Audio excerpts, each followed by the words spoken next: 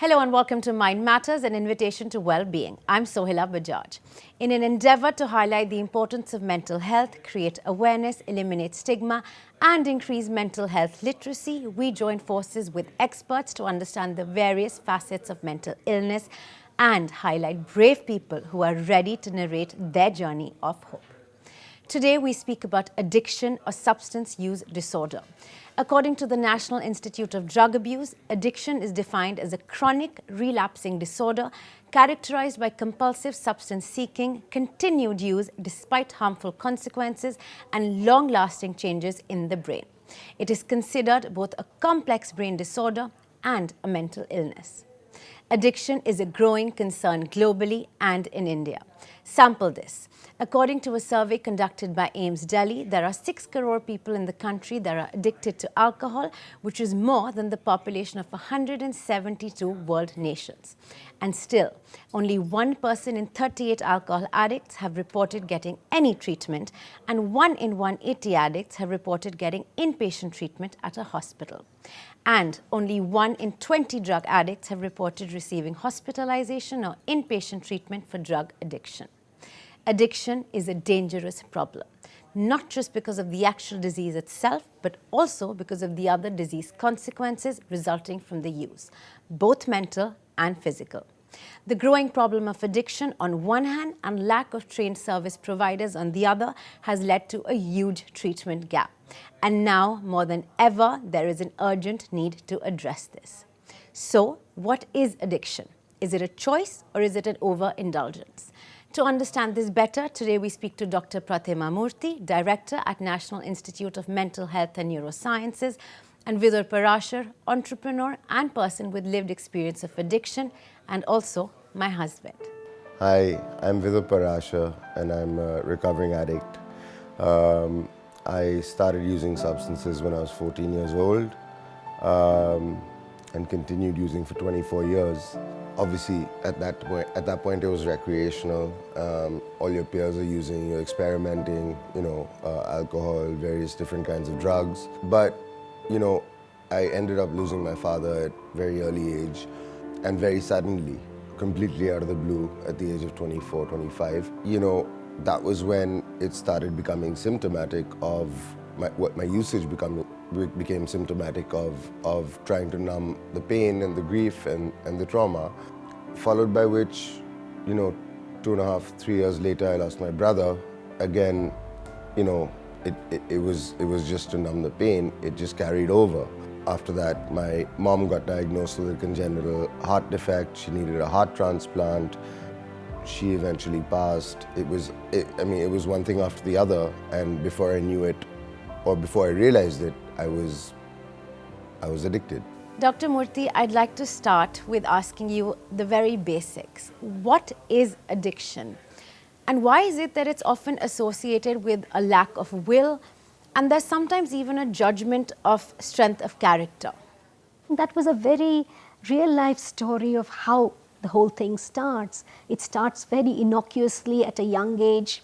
There is recreational use, and then a person finds. In fact, one of the hallmarks of early addiction is that the person stops getting the same buzz and has to increase the use of the substances. We all know that with any kind of chemical substance, with repeated use, there are brain changes that occur which make the person tolerant to the effect of the substance. You also mentioned the compulsive use of the substance. That is, there is an urge or compulsion to keep using the substance, either to get the benefit of the substance or to have to handle withdrawal symptoms, which is yet another feature. And then what happens is the substance takes priority over all other usual activities that the person might indulge in. So while there is a control over the use of substance, there is a choice initially, subsequently when the person develops an addiction, the person is choiceless and therefore in some ways becomes a victim of that addiction. And that's very important for people to understand, that in some ways addiction is a disorder. Just like any other mental disorder, addiction is a disorder when it reaches those proportions, and the person sometimes needs help to overcome that addiction. Even if they want to give up, they can't easily do it at that point in time. Dr. Murthy, I want to follow up on this, that is it something that then happens because the person has used too much previously, or is it something that was never really their choice? One must remember that every addict started as a user. We do know that some people are at a higher genetic risk for developing addiction, just as they would be at a higher risk for developing any other mental disorder like bipolar mood disorder or schizophrenia or depression and so on. The second thing that we know is that there are a lot of people who start to use substances very early in their life.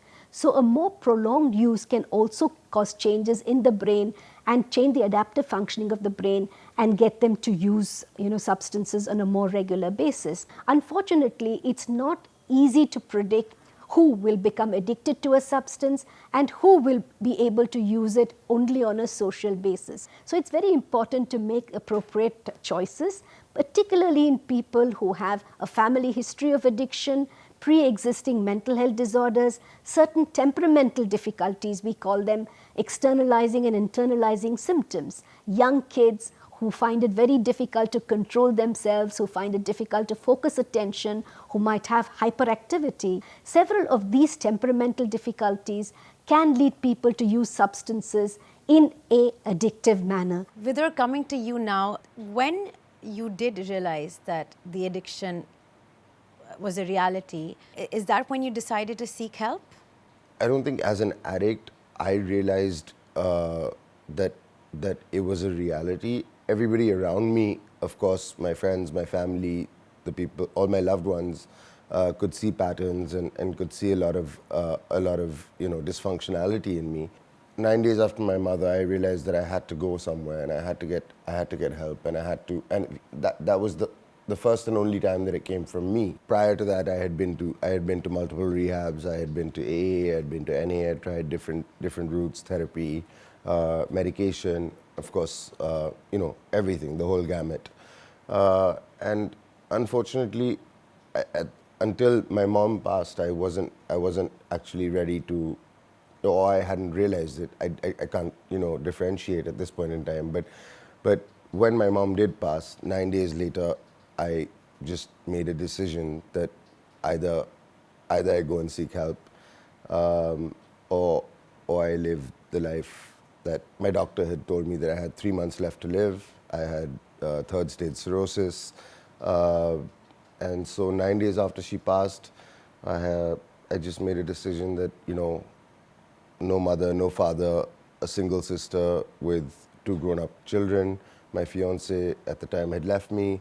There was really nothing to live for. So either I could have continued living for 3 months and using, or I could have gotten my act together. And as I often say, is that life brings you down to your knees, and that's when you really realize. Right, Vidur. Thank you for sharing that. Dr. Murthy, just taking off some things that Vidur said, how is one supposed to realize at an earlier stage that they could possibly be an addict? There's also an adage that alcohol destroys the relationships and the family far before it destroys the liver. So it starts to show up in interpersonal difficulties.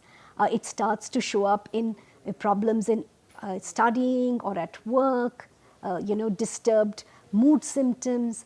And what happens is that the person, whenever they're feeling low, and that's what we heard, that when there is grief, when there's something that doesn't go right, alcohol becomes then the only solution to deal with various problems that a person has.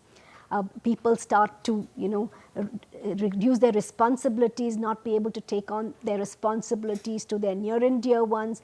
These are all signs that the person is become habituated. They also start losing pleasure in other things that used to give them pleasure, whether it's in going out with friends, whether it's doing the things that they enjoyed earlier, and their entire world in some way shrinks around the use of substances. And that's again an important indicator that they're having problems. And then of course there is a myriad of physical problems that occurs with substance use, starting off with gastric symptoms, starting off with sleep disturbances, and then classical withdrawal symptoms, which are tremors, inability to concentrate, inability to sleep with alcohol, and similar various other kinds of withdrawal symptoms with other drugs. All these are hallmarks of the fact that the person might be becoming addicted to the substance.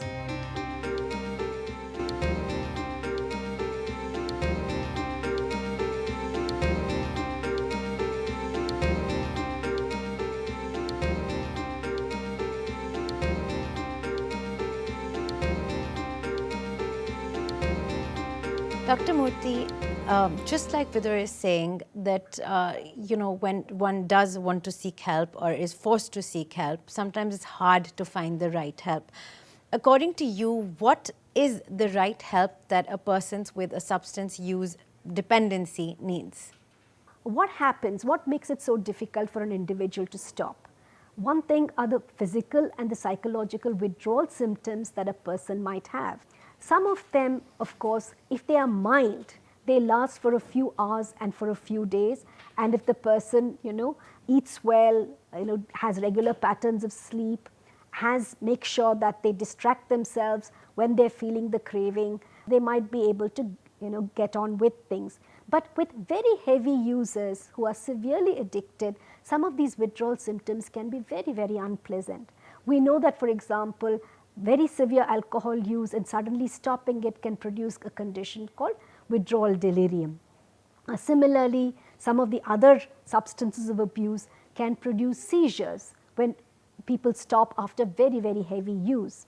And therefore, it's important, if a person is a very heavy user, to get professional help to quit. But we also know that there is a huge treatment gap in that, as you yourself mentioned, that for every 100 people with a substance use disorder, it's possibly only about 20 or 25 people who actually seek help or get help. So what we need is an array or a spectrum of services in the community to help both in the prevention of substance use, in promoting healthy lifestyles, to helping people deal with their withdrawal symptoms and prevent relapses. Relapses are again a very common problem in people with addiction.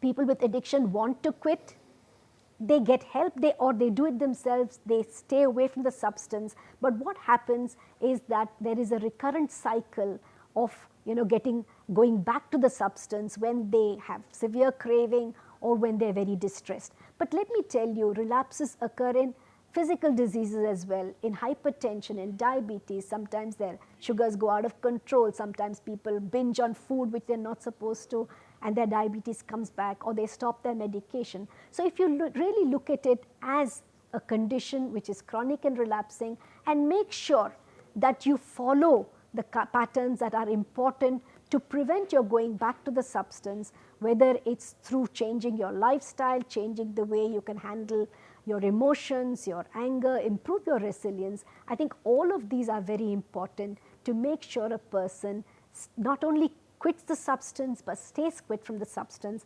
and leads a healthy and happy and productive life.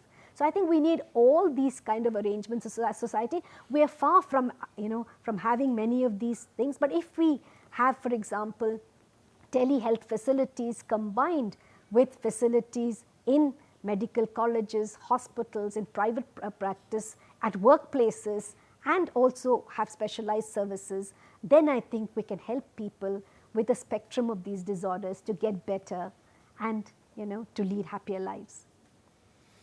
Dr. Murthy, one thing very important that you said is that it is relapsable, but I think the relapse requires no judgment. And that's the important thing here. Vidur, you did mention that you went to a few rehabs, but then it was after your mom's death that you went to, 9 days later, you went to another rehab. Can you tell me about your journey since then to this day?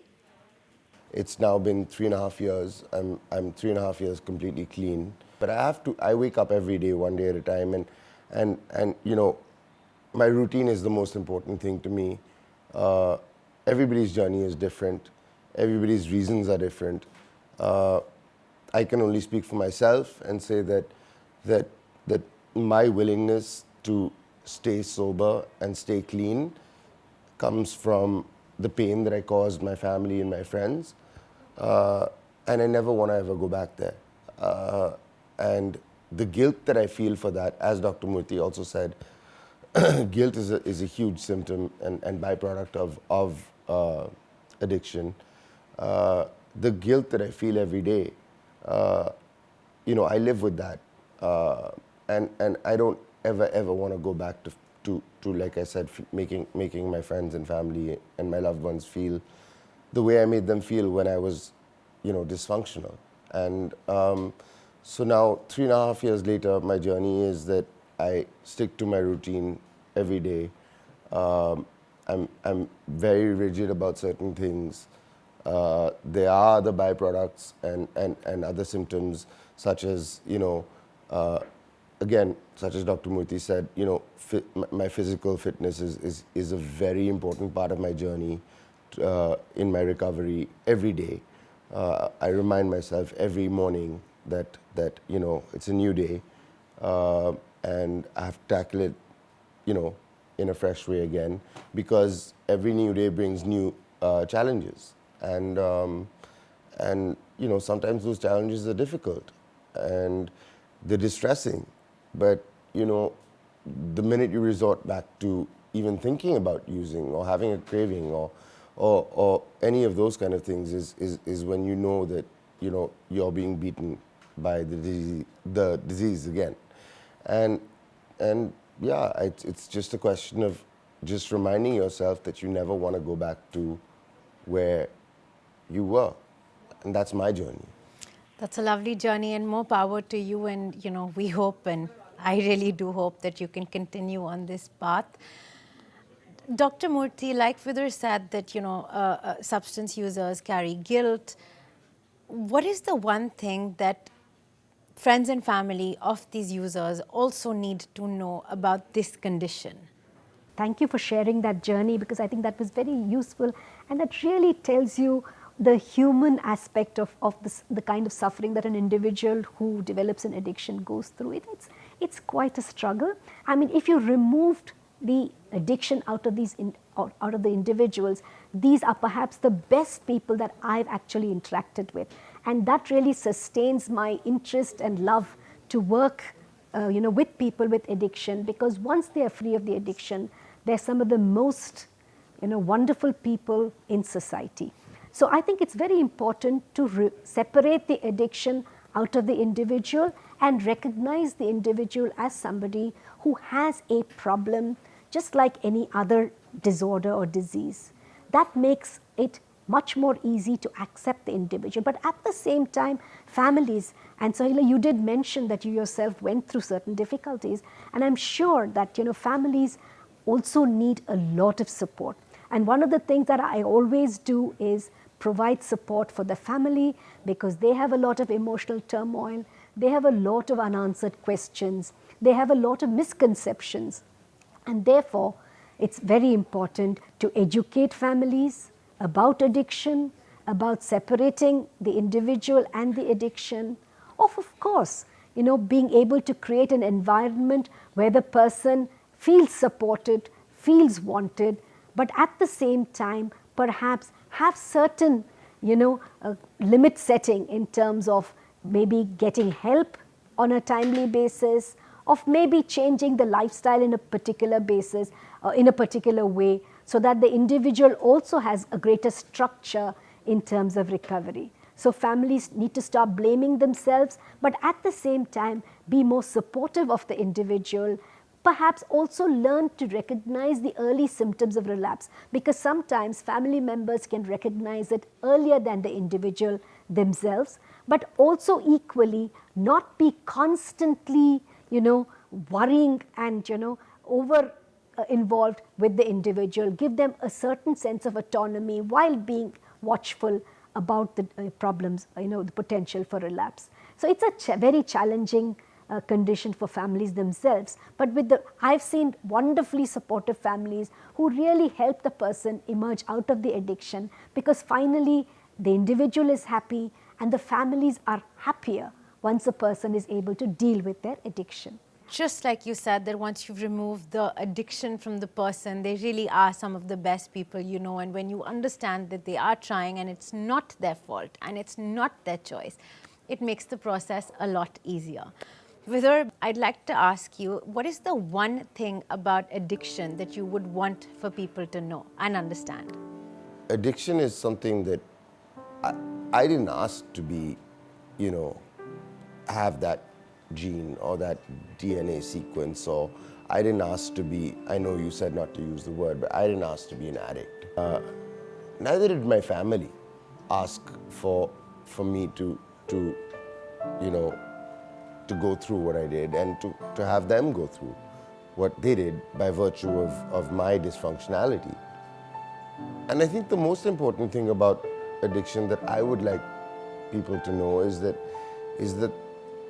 the desire to overcome that addiction has to come from here, from within, from the person themselves. That realization and that road to recovery, or so to speak, journey to recovery, and everybody's is different, has to come and has to start from me. And unless that happens, it's just one relapse after another, after another, after another. You're not doing it for the right reasons. So do it for the right reasons, and do it for your friends and your family, and do it for yourself, so that you can be there for your friends and your family, and that's the most important thing. Thank you so much for sharing your story today, in a vulnerable way, in an honest way, and he's really hoping that someone watching out there realizes that if it's their friends and family who has it, it's not their fault. And if someone watching there realizes that they do have a problem, they're brave enough to reach out for help as well. Thank you so much for joining us today. It's been an absolute honor and a pleasure, because you have explained this topic, which is so sensitive, so unknown, so nicely, and you've been so very kind. Thank you very much. Thank and you good for luck. having us. Thank you.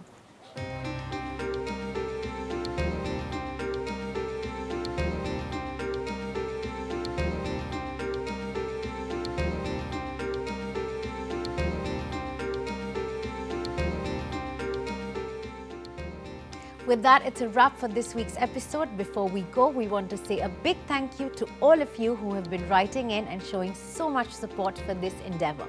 If you want to share your story with us, do write in or send us a video, and we're confident that together we will create a difference. See you next time. Until then, please remember, it's okay to say you're not okay.